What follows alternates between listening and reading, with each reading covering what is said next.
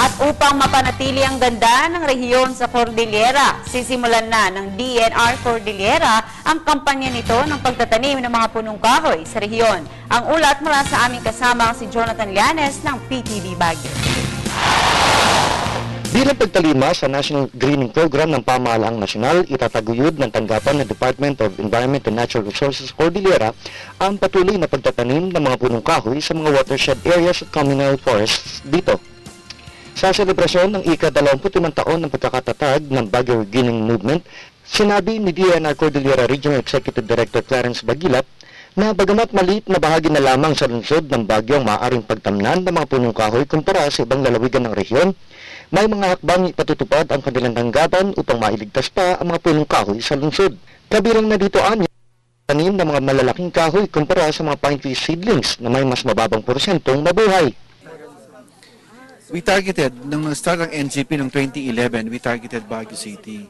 Pero doon nga sa ating areas, based on statistics ng sentro natin, sinabi nila na we're running out of areas. We have run out actually of areas in Baguio City.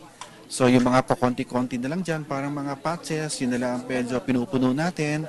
And so sabi ko, in Baguio City, let's concentrate more on looking at the trees that we have as to their health conditions, ano? At lalo na in our parks, at nang sa ganoon, kung merong mga dapat isagawa na natawag natin na mga surgery and things like that, then let's do it. Kaugnay nito, puspusan ang isinasigong paghahanda ng kanilang tanggapan upang maisakatuparan ng layunin nitong ganap ng matamnan ang mga kagubatan sa ating bansa bago sumapit ang taong 2016.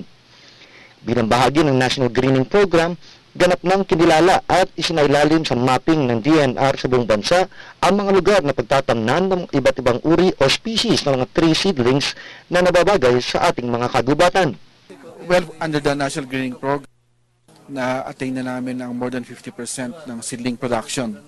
So, and then with the announcement of Pag-asa na nagsimula na ang rainy season, so we are also ready to plant. In fact, itong June 25 is yung Barangay Forest Program namin.